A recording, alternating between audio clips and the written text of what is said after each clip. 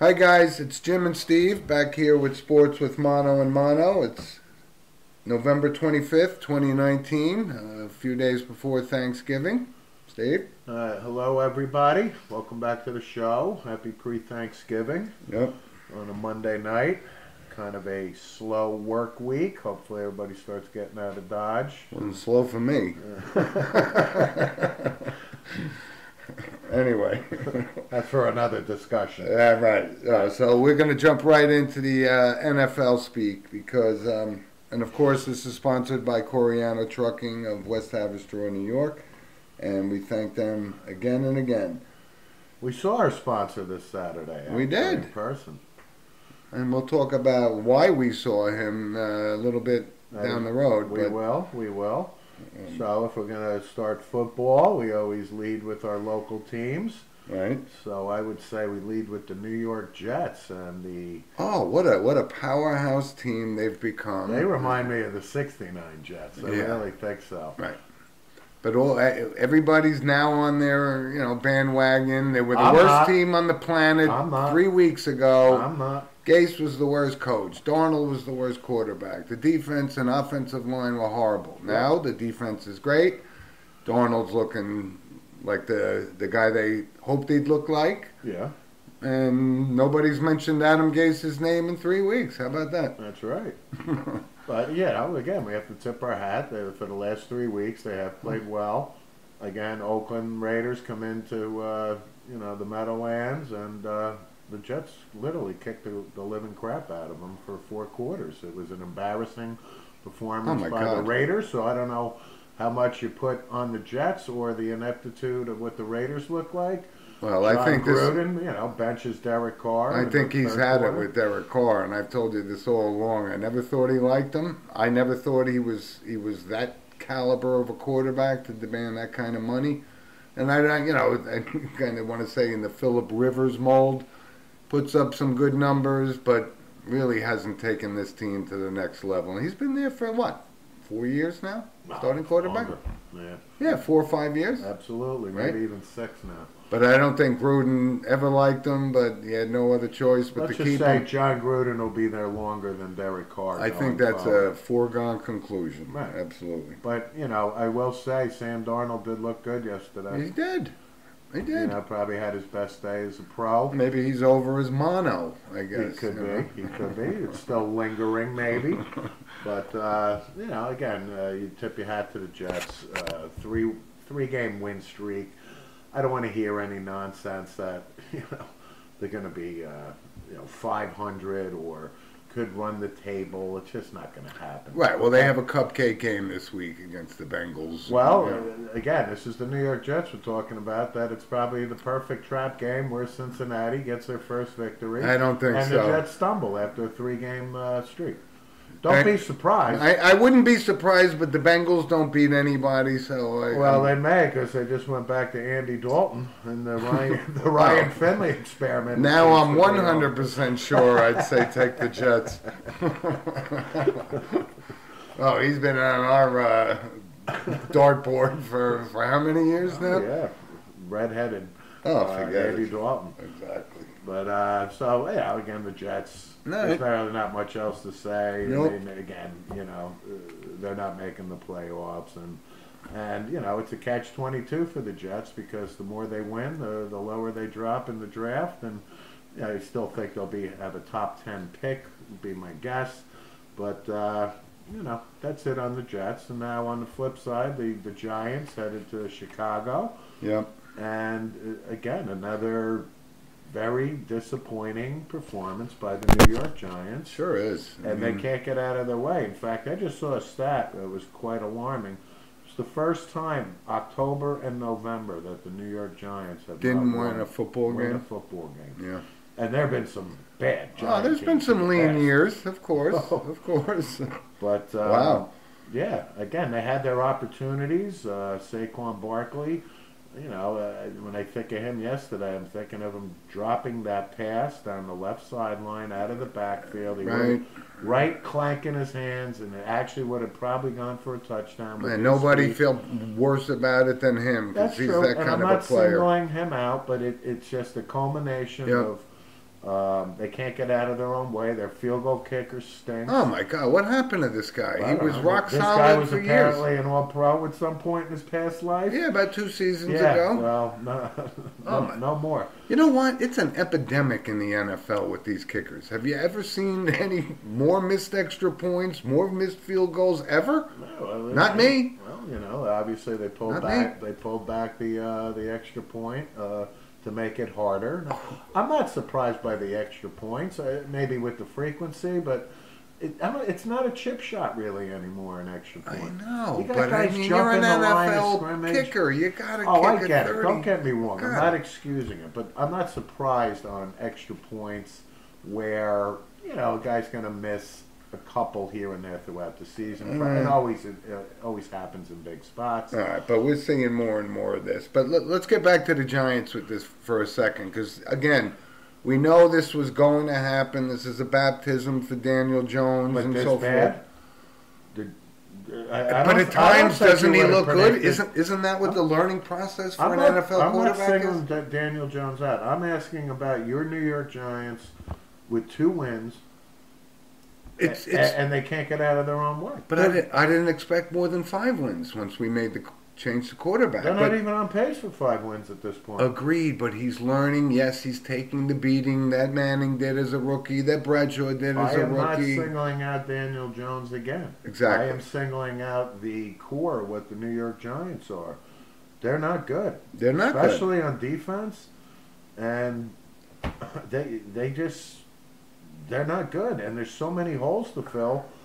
And we talked about it, I think, a couple weeks ago, where in the offseason, Dave Gettleman, if he keeps the job, which I don't see why he would be fired, I but don't the either. Giants are going to have $100 million to spend. And I mean, right now, based on where they are in the league, they're looking at a top 5 pick. I know, but is Pat Shermer, is his That's- job in jeopardy? That's the question. It should be. I don't know. It should be. I would think. Because if we can't get to 5 wins, I was going to say, I told people, I said, listen, if we win 7 games and lose 9, I'll consider it a successful season because we're in a rebuilding mode. But you're right, we may not win 4 football games. You're going to be hard pressed to win 4. But all right, But again, I mean, that's a debate that we're going to have in the off season. I don't think Pat Shermer is safe. I know he's Gettleman's guy, and he's a quarterback, quote unquote, guru. Works with quarterbacks. with a 14-30 record. But lifetime, knowing the Giants and how conservative they are, I would expect Shermer to be back next year. But he is absolutely on notice to turn the ship around. Yeah. I really think they got to get rid of that defensive coordinator. Like a head coach, if he's going to keep his job, well, you're going to be firing offensive coordinators, defensive right? coordinators. A and defensive special coordinator teams can't be 28th in the league 2 years in a row and keep your job. True. I mean, that's how it works. So again, Jets, pat on the back, Giants kicking the ass. All right, so let's move on. Let's, the Cowboys, and again, another thing. Now Jerry Jones making some more comments about his head coach, and he's been on the hot seat for 5 years. They played probably well longer. yesterday in New England in terrible weather, but I wouldn't they say come they up short. I wouldn't say they played well. I would say they played very competitive again, and I think that the weather was a factor even for Brady and for Prescott. But the Cowboys, again, 3rd consecutive week, Ezekiel Elliott. And again, watching the game early, he had a couple good hard runs. And He had one he was caught behind the line, and he got first down, like a 12-yard gain. That was a superstar. But he got off to a great start in the first quarter, and I'm thinking, all right, they're going to go back to their formula of Zeke 120, 130. And, he finishes with about 68, 70 yards. But what did you see yesterday that we never saw in his entire career? Jason Witten dropping a ball. Right? Well, again, it was slick out there. I'll give him a pass. He's played in that kind of weather I before got and it. never dropped anything. I got it. So And there was again, another play. It wasn't just that. Well, they were phantom tripping calls, listen. Right. As a Cowboy fan, I can cry wolf, but I'm not. No, we're not. I am not crying wolf. We're The football Dallas analysts Cowboys are here. 6-5. They're 0-4 against a good team in the league. Now they got the Buffalo Bills coming in on Thanksgiving, which they can easily lose because we've been touting the No, Buffalo but Bills. they won't. They won't lose this. I'm And not I've been sure. on the Bills bandwagon all year long. Well, let's just say it's a must-win because the only way the Cowboys are getting in the playoffs is if they win the division. So the only other good news for them yesterday was that the Eagles Right. didn't show up against The good news Seahawks. is they're in the worst division. Right. So again, the Eagles lose to Seattle, which is not surprising. So, but the Cowboys, they got a lot of talent, but it just doesn't seem to gel. Yep. And I hate to be the Cowboy fan that every time we win, Jason Garrett's a good coach. Every time we lose, Jason Garrett's a bad coach. Right. But after 10 years, and Jason Garrett, this is the last year of his contract. He is not coming back. I really think He's not coming back. He probably wants to move on as well. No, well, he's not going to have a choice. He's No. getting let go by the I know by he the doesn't top have a boss. choice, but I think he's not going to be Okay. crying spilt milk here. He's had some talent to do it, and he hasn't done it, so they're going to mutually part ways. Yeah, That's so, all we'll say. Listen, right? the Cowboys, if anybody's got an answer how to fix the ship for them, please send us an email at sportswithmono@gmail.com. And we'll be sure to pass it on to Jerry World and the CEO. Absolutely. So a couple other notable things from yesterday I'd like to bring up. First of all, I'd like to congratulate 36-year-old Frank Gore. Frank Gore has been nothing but a professional athlete, conducts himself with class. He's well admired. Agreed. I remember Frank Gore when he was at Miami, the Hurricanes. Yeah, we And were. he came into the league. He had like a knee injury.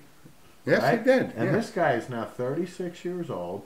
And what happens? He just passes Barry Sanders, who's now the third all-time leading rusher in the NFL. Which I'm history. glad you brought that up because, really, is that when you think of the top running backs in the NFL history, the Campbells, the Paytons, I can go on and on. You're not Frank thinking Gore? Frank Gore, no. You're No. not. No. So what is that? That's the Don Sutton Yeah, of. he's a of- compiler. He's a But you know compiler. what? You got to stay healthy. And he has, and you're right, he's turned into a quality class guy throughout his career, Yep. which coming from Miami is saying something. Yep. But I just can't reconcile that he's third on the list behind Emmett and Walter Payton. And Walter Payton. And he's probably, if he comes back next year, there's a good chance he'll pass Walter Payton. I can't see anybody paying him a lot of money for. But he's not going to pass Emmitt Smith. I think Emmitt's just got a little bit too far out there for him to catch. Right. But again, I wanted to congratulate Frank Okay. Gore. And then we have a couple young quarterbacks yesterday that kind of made some news. So Pittsburgh Steelers playing Cincinnati Bengals, and who's in the news? Mason Rudolph, from the Myles Garrett incident. And Coach Tomlin, he was just very ineffective. He had a crap game. Okay. Mike Tomlin pulls him third quarter. Bring in the Duck. Duck Hodges came in for Pittsburgh. To pull out the win against the home The league Bengals. Bengals. Right. Right. Yeah. But the point is, All right, so now there's a quarterback controversy in Pittsburgh. Yeah. Is that what you're saying? and this isn't Bradshaw and Terry Hanratty and Joe Billion. So the reason I brought that up again, because Rudolph is in the news. I think since we broadcasted last week, again, the quote unquote, did he use a racial slur? He categorically denies it. Vehemently denies it. But listen, Mason Rudolph, I just think he's not doing himself any favors by being ineffective. So okay, but we'll he's see what happens. a rookie too. He's a kid too. Second, third year. Exactly, but he doesn't have as many snaps as Daniel Jones does in this league. That's so, true. But the other notable thing I wanted to bring up, and what are your thoughts on the Washington Redskins beat the Detroit Lions? Dwayne Haskins is their starting quarterback now for the starting day. quarterback, Oh. #1 overall pick, and we debated this multiple times. But and listen, the kid he's a good kid. He's not. I don't think he's a head case yet, but the kid's got to be more aware here. So, Washington takes the lead. Detroit gets the ball back. Washington gets the ball back. There's 1 second left, and Haskins is sitting there taking selfies with the fans. Now, I'm not. I don't want to kill him here. Were there any fans I was left in just the gonna stands? say, I actually looked this up. You could actually buy a ticket yesterday for the Redskins. For $10. Yeah. $4. $4. $4, and you can get a selfie with the starting. Right, it's like the Polo Grounds in the Right. in the 40s. But it was 50s. such a bad look that the kid didn't come out. And that shows do a the lot. Victory, That shows a lot to formation. me about How maybe immature- Gettleman knew, how immature the kid is. because if your fan base is waning as it is, and this is kind of the thing you want to endear and get people to come back to the stadium, and you do that, I'm sorry. And I got to say, I'm not impressed with him. He looks more than shaky for a rookie quarterback. I haven't seen a lot of positives out of him. But Not yet, but I'm glad you brought that up, though, because it was something. Bill Callahan is the interim coach, and again, the last thing this guy wants to do in a press conference is talk about his rookie #1 draft pick taking a freaking selfie. Oh my God! And so Case Keenum has to come in the game, and Case Keenum was benched. So, I was thinking about Case Keenum going, what the hell am I doing this? This is what you want. This is what you want to go with. But I tell you what, Case Keenum makes a lot of money, so I'll take a snap for 1 second. Right, I'll hold a clipboard for $8 million a You year. better believe it. So, outside of that, I would say the other thing wrapping up the NFL, 49ers pasting the Packers. Boy, do they look good. They do. They really look I good. really think they've shown enough now. Where 2-3 years ago they were horrible, and now they look elite. They look elite. They got and again, they've been bad for a while, so they've accumulated some talent. Yep. But I'll give John Lynch credit for selecting the talent. And their defense and Garoppolo, I think, is an efficient quarterback, and I think they're playing well. So watch out for the 49ers. All right, but listen, last thing on the NFL tonight, right? It's the Ravens-Rams. Yep. And I've been on the golf train the whole time, and I'm staying on it. I think this is a trap game. I know everyone's taking the Ravens. Look, they got the guy that's going to win the MVP. Most likely. Yeah. They're awesome, right? Between them and the Patriots, those are the two teams going to the Super Bowl in the AFC. NFC's wide open. Right. I like the Rams tonight. I like them. Okay. I'm starting to waver on Jared Goff a little bit, not quite to what your level is, but I am starting to become concerned about Jared Goff and his decision making. But I think the Rams are starting to turn it around as a team. They Say. struggle. So to your point, this is a big primetime game. Yes, it is. To right the ship, and I can't discount. I actually took the Rams as well tonight. All right. So that wraps up our NFL. Yep. Recap. Yep. Let's move on to some college football. Sure. Because we like that too. We do. So I would say the big story over the weekend is 2 unbeatens go down. So Baylor Gone by Oklahoma, and Oklahoma, was down, and they came back, and so they knocked Baylor out from the undefeated ranks, so we don't have to talk about Baylor anymore. right. And then, of course, the other loss was Pac-12, Oregon. And we talked about Oregon, that they were sniffing around, that they were in contention if things fell right for them, that they could have made the top 4. But when you lose to the Herm Edwards, you play to win the game. You're gone. You're gone. You got 2 losses. So you can go play in the sandbox with Minnesota and all these other teams. That's it. Go, have fun at the at the Pool and Weed Eater Bowl. Right. So I think that those were significant losses. Right. So the big guys are still standing, right? The Oklahoma. Hold on. Ohio State, Clemson. Ohio State. Yep. Ohio State, Clemson. LSU. And LSU. And then I think Georgia is, right now as we broadcast, they're sitting there. If Georgia wins out, goes to the SEC championship game, beats LSU, you can't really. Right, but being that. on the outside looking in, number 4 is wide open. I think 1, 2, and 3 in the final 4 are pretty solidified. Exactly. So that leads to this weekend. Yep. And the big game, which you and I have been touting since the college football season started. Yep. And it's fast upon us. And I got to think we both like Ohio State to beat Michigan. But the 12 fifth- o'clock noon Saturday, Oh. it's always a tradition. We haven't missed one since we were, what, 7? Oh, You know. God, absolutely. It's, since the Woody Hayes, Bo Schembechler Ah, we days can when- go back and Right. name the starting lineups for each side. Right. So I think, listen, you know, if Michigan goes down, and I think we both think they will, you know, Jim Harbaugh is going to be 0-5 against Ohio State. And the alumni won't stand for it. Well, They won't. I don't think so. They won't stand for I it. wouldn't be surprised if Harbaugh decides to, you know, sniff the NFL again or something like Believe me, that. the alumni will start passing a hat, and he'll get his $20 million on the way out, but that hat will be stuffed because You were correct. So 0-5 is unacceptable. I in like Ann Arbor. Ohio State here. And then I think the other rivalry game of worth mentioning is, of course, the Iron Bowl, Auburn versus Alabama. And Alabama, of course, got the backup quarterback, Mac Jones, stepping in. But I still like Alabama in this game. Auburn's actually got a good team, but they've got 3 losses. And no you know, real bad losses. Right, but they're not a factor But here. I All think they the could do is rivalry- cause trouble for But the Alabama. rivalry here, Auburn, course. Auburn is more than capable. And the other traditional game is Oklahoma State. And it doesn't mean a lot this year, but it's still a big game, and we didn't miss those either, right? Yeah.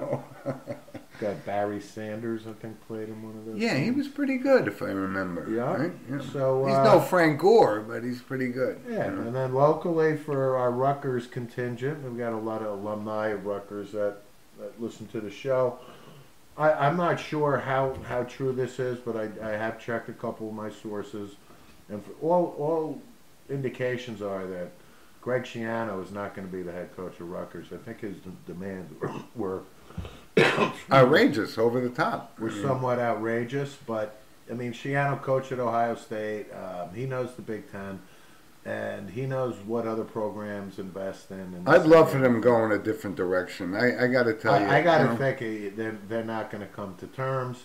And then I'm actually hearing a name, and you know, Nunzio Campanelli obviously is. the I'd love head for him to coach. get a shot. We by would the love way. that too. However, the other name I heard is his brother Anthony Campanelli, maybe even more of a candidate. He's currently the linebackers coach at Michigan. He's been at Boston College. He's coached college football for probably 15, maybe 20 years. He's been in college a long time. Okay. So I think Anthony Campanelli, and if that's the case, then I can see Nunzio obviously being the offensive coordinator. Staying on the staff, Oh of yeah, course. I would Right. see that. So that's to be determined, but I just wanted Okay. to bring up the local, the Rutgers thing there. Okay. And I guess you're still hot to trot on Joe Burrow winning the Heisman Trophy. Well, I'm you not know. wavering. Is there any other candidate you think that could? I still overtake think him? Jalen Hurts or Justin Fields has a chance. I think Justin Fields is definitely Heisman worthy of an invite to New York, but I think. But who else is Joe worthy Burrow of an is invite? Jonathan Taylor? Gotta be. Maybe.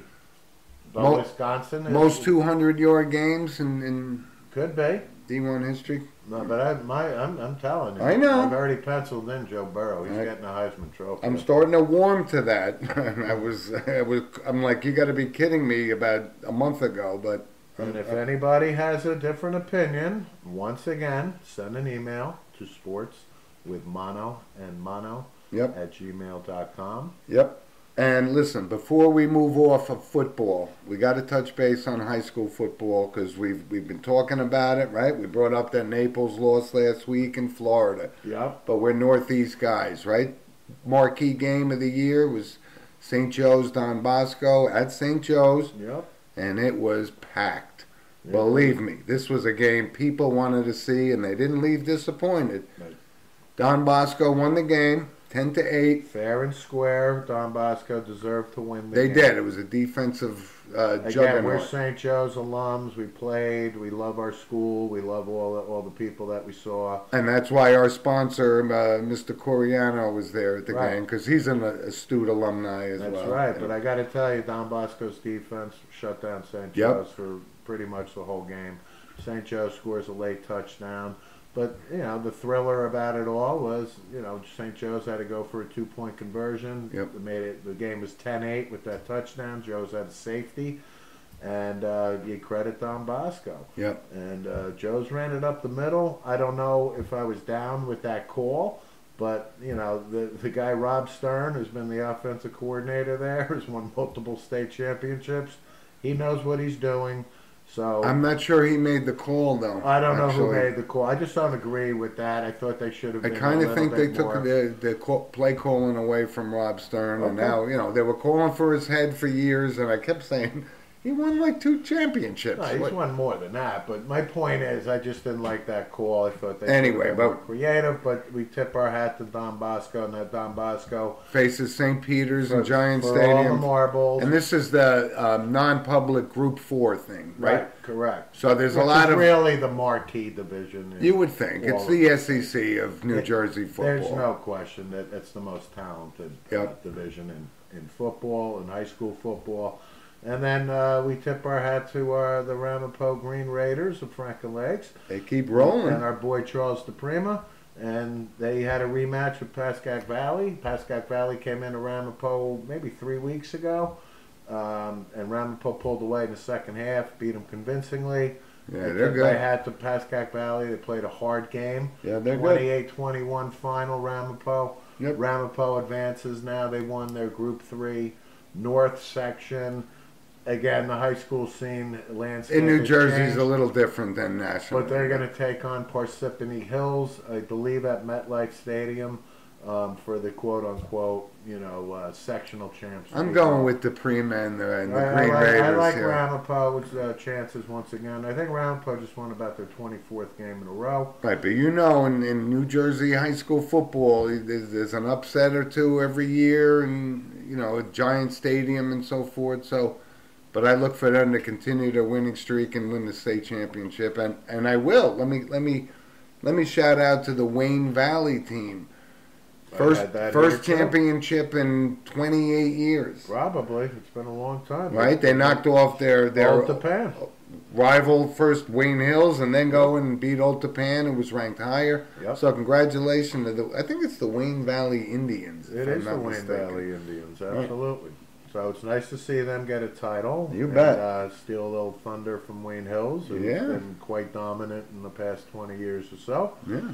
So, those are like the real 3 local teams we wanted to mention on the high school scene. Great football, though. It was a great season. We're disappointed that St. Joe's isn't playing, next week, but it was a great season. We saw some incredible high school talent come No through, doubt. right? Guys from St. Francis and Maryland and Yeah. all over the place. The Boscos, the Bergen, nobody disappointed.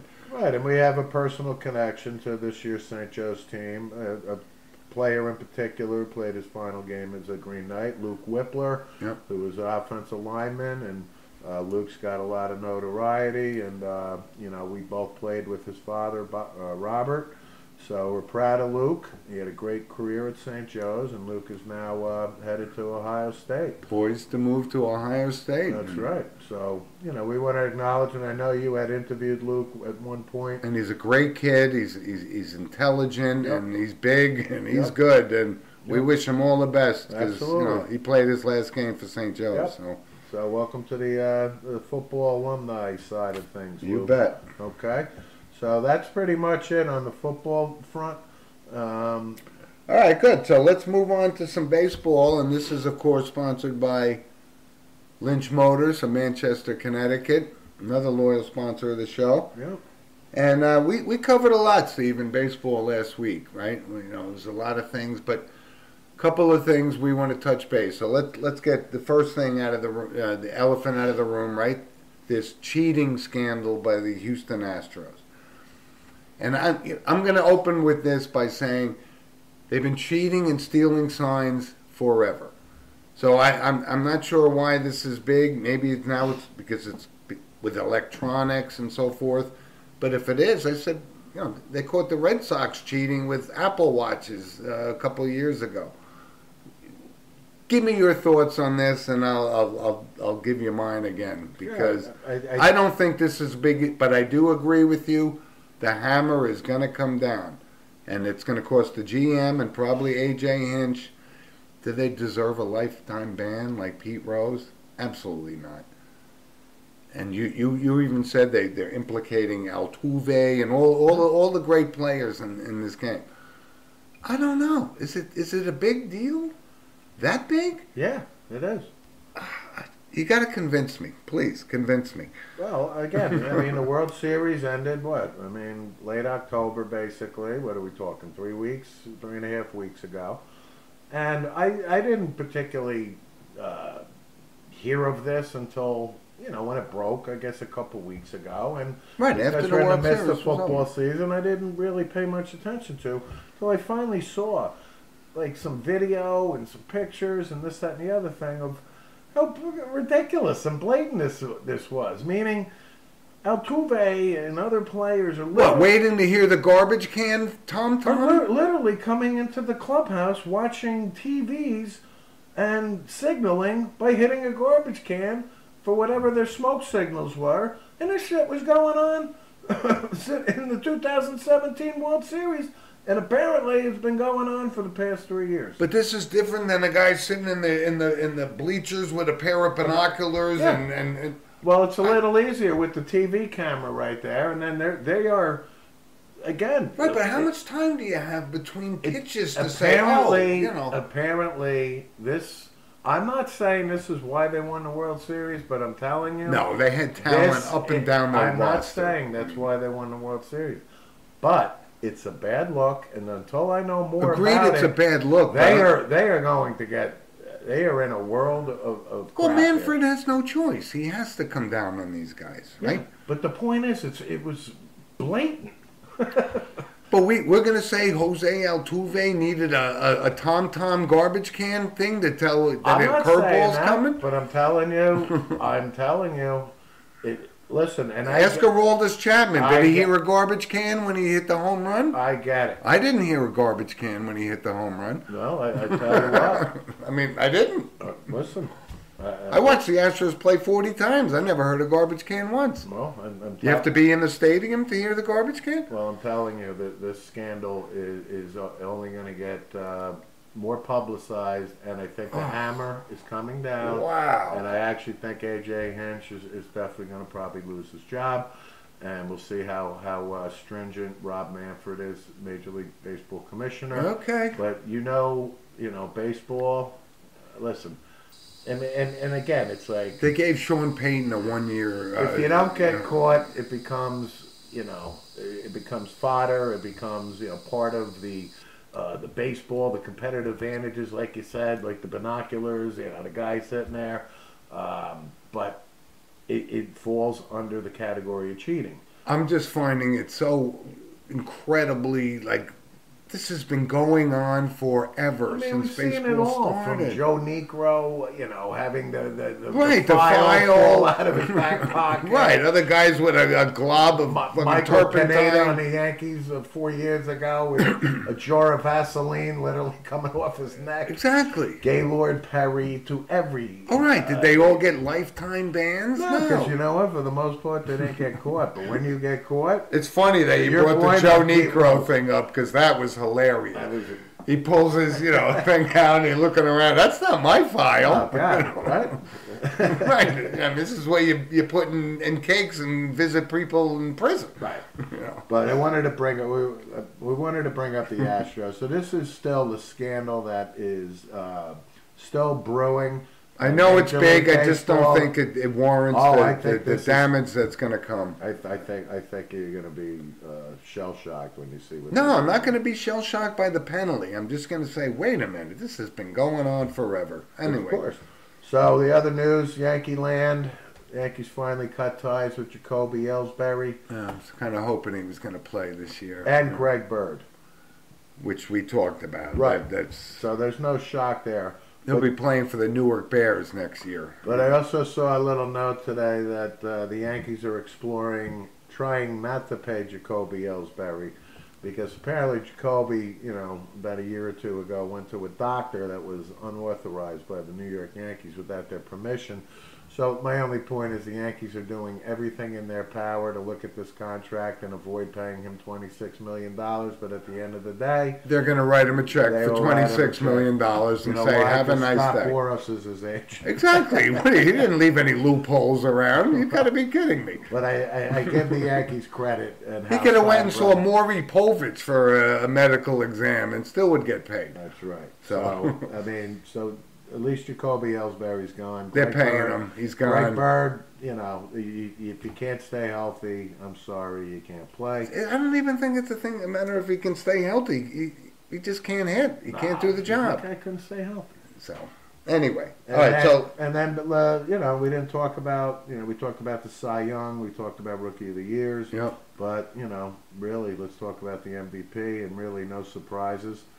Again, It's kind Mike of Trout. half a surprise for me. I thought Rendon was going to win the MVP. No, he was up there. He must have come in second. I didn't even, He came in third, actually. third, right. Okay. So Mike Trout, we've heard of him. He's pretty good. Yeah, we should pay him like $400 million. Yeah, 'cause he's but that good. also, Trout missed like Love the guy. 15, what did he miss? He missed like 20 15, games. 20, something like that. At the end of the season. But no the less. guy's just so rock solid. He's the so- best player in the game. Yeah, there's no question. And Cody Bellinger gets the MVP in the National League. He got off to just a tremendous start. Kind of cooled off towards the end of the year. It wasn't really big in the playoffs. That's why I said if you look at the numbers and not that, Anthony Rendon won the World Series, right? Because it's supposed to be in before that and so Yeah. forth. His numbers were better. Well, Anthony Rendon's a free agent. Somebody's going to pay him a lot of money. Right, they would have paid him a lot more money if he was the MVP. But I don't have a problem with Bellinger. I just thought it was a little. I thought Rendon actually deserved it. No. I actually did. Well, and again, like we said, we'll follow the Hot Stove League, and Sure those will. are kind of like the main headlines right now from Major League Baseball. And Okay. But I wanted to switch gears too. So, I mean, when we talk baseball and getting later in the show, our other sponsor, of course, is Di Filippi's Bakery out of Monticello, New York. They are. And boy, are they busy this week. I Making bet. up, pumpkin pies and everything out the door. I tell you. But we thank Carmela. We thank all the employees at Di Filippi's Bakery, and thank you for sponsoring our show. So if you're in the Catskills, by all means, go And you help still us get a 10% discount off your order for mentioning the show when you go in. out. You better believe it. So, real quick, we haven't really mentioned hockey. There's a couple things I wanted to bring up, especially, the New York Islanders are back. They're finally back. It's awesome. And when you see that they just broke a team record by scoring a point in 16 consecutive games, and I don't know, I think they're probably still going on with that, but they broke their record. It was 15 games in a row. That's saying something when you had guys like Bossy When we and all watched these those guys, teams. Trottier. I mean, they scored 3 points tonight for 2 months. So the reason we're bringing that up is we're old enough to remember those Islander teams. The and glory days. How freaking loaded they were. It was unbelievable. They It was were unbelievable. They were top notch in lines, defense, goaltending, coaching. We wouldn't miss a game. So what does that say? We've been big Lou Lamoriello and Barry Trotz fans, and the fact that course. the Islanders got Lou Lamoriello, I am not going to be surprised if the New York Islanders win the Stanley Cup within 3 years, if not even this year. I agree. I think they're. I and agree. Again, they've been bad for so long, acquiring a lot of talent. A lot of people thought losing John Tavares was going to be devastating to the organization. They but moved on. They haven't missed a beat, They so we moved want on. to congratulate the Islanders. And tonight, right before we broadcasted for our Ranger fans, one of our ex-players came back and played for the Minnesota Wild, Matt Zuccarello. So, he was a good Ranger. Is he an all-time Ranger? No. I don't think so. No. I don't think so either. He was a No. good Ranger. His And, stint was too short. Yeah, but he won like the Stephen McDonald Award for extra effort. He actually led the Rangers in scoring a couple years. Scored some big goals. Nice player. Right. You know, was a member of the team that got to the Stanley Cup Finals. But he came back to the Garden tonight, and actually the Garden faithful acknowledged it. Welcomed him back. Right, not like the Islanders did with Tavares when he came back to the Islanders, right? You better believe it. They crucified him. And then the other notable hockey thing I wanted to bring up was Mike Babcock. Brendan Shanahan is the president of the Toronto Maple Leafs, and they decided to make a change. And Mike Babcock is a great coach. I mean, he's top 5 all-time great wins. coach. And unfortunately, Toronto's been slumping. But Mike Babcock won the Stanley Cup with the Detroit Red Wings. Was Scotty Bowman? Learned under Scotty Bowman. That's a good mentor to have. Yeah, and you know what? I just checked his record. Guy's like over 300 games, above 500 as a coach. So I thought because Toronto's such a one of the marquee franchises. And they got a lot of young talent. They're a team, but it's also the Maple Leafs, and they just can't seem to finish the job. Certainly not in our lifetime they haven't. You know. So, we're talking about hockey, and again, we'll follow that as that heats up. Okay. And as far as basketball goes, Ben Simmons hitting that first three-pointer of his career. I couldn't have been more excited for Ben. Me too. That was a $38 million three-pointer, right? But I found that to be kind of odd. Right? Shocking, actually. That the kid hadn't had a freaking three-pointer. Because he's a pretty good player. He's very athletic, too. But I guess he's a drive-to-the-hoops guy, not a Doncic or whatever his name is. So I'm glad you brought that up. I would say Luka? Early in the NBA season, I got to say. This kid's a player. Oh, my God. I mean, he's a player. So he's in his second year. Luka And he's Doncic. a baby. He is a young kid in a big man's game. And he's making his mark. He's becoming, one of the top players. Yep. He's probably cracked I would say the top 10 in the league in his second year. At a very young age too. Right. He is green. So, I mean, Dallas is sitting pretty by where Dirk Nowitzki retires, and now you have a kid like this that he ain't going anywhere. No, he's going to be the next, if we live another 15 years, he's going to be the Dallas Mavericks all-time leading scorer. Could be. With the unicorn, Kristaps Porzingis. Who can't seem to get over that hump and beat his former team. Who have 2 versus all of their, against the Mavericks, right? 4 wins. Fizdale is secure now because they got 4 wins. Right. So it's a great season for the Knicks. Whatever. Can't spend much time on it. Irving's out for the Nets. I mean, come on. We've seen this movie before. So the New York Knicks will reserve judgment. Unless anybody would like to make some comments about the New York Knicks, please send us an email at sportswithmono@gmail.com. And please do, because, I know you're saying, hey, you guys shortchanged the NBA here. You send us an email, you'll get a couple of more minutes, because we got a lot to say about it, but it is college football and NFL time, so. Yep. Listen, before we step away, Steve, we haven't done a shout-out,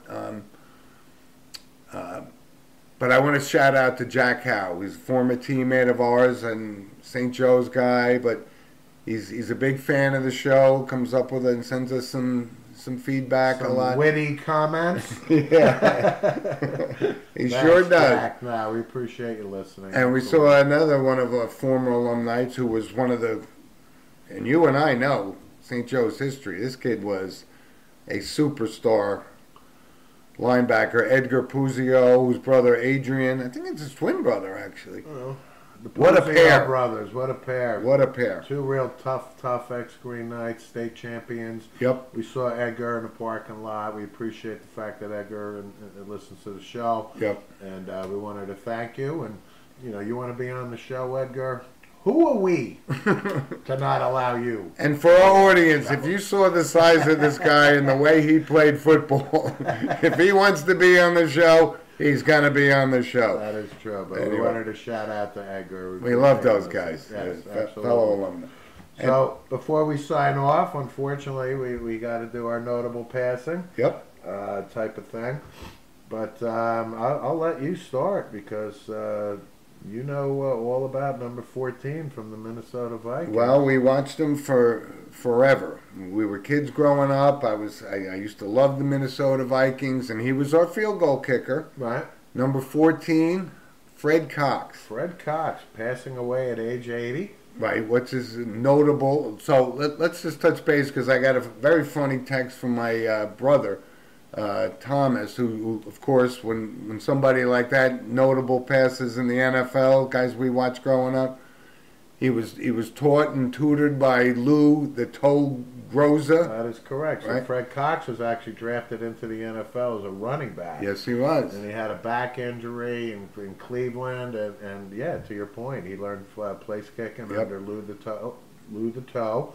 And then early 60s moves on to the Minnesota Vikings, and he was there forever. Oh, my God. He was like their second all-time leading scorer, if not their all-time leading scorer. Well, he was their all-time leading scorer, but when he retired, he was second all-time to George Blanda at that time. Which, Morton Anderson and all these guys have crushed that. Since broke it, right, yeah. But also what's notable about Fred Cox is that he invented the Nerf football.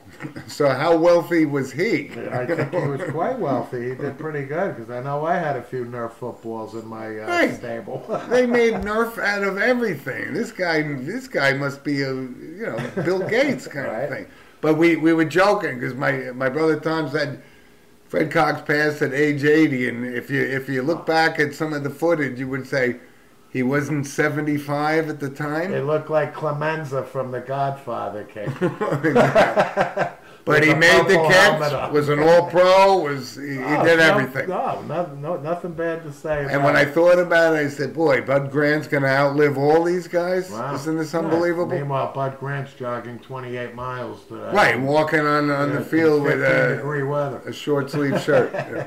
No, but Fred Cox was certainly notable to pass on. And we wish his family the best and so forth. Right. And, but listen, great show, Steve. Thank you. You're welcome. Thanks, everybody. And like Steve said, please feel free to comment. You can comment on YouTube or SoundCloud. And send us an email. Please do. sportswithmono@gmail.com. And we love to interact with you, and we'll bring you up on the next week's show. You got it. Happy Thanksgiving to everybody. Exactly. Okay. Enjoy your turkey. Enjoy football. That's what it's all about. One of the best football weekends, especially for college football, the day after Thanksgiving. Sure is. And we will talk to you early next week. And thanks for listening, everybody. All right, guys. Happy Thanksgiving. Thanks. Bye-bye. Bye.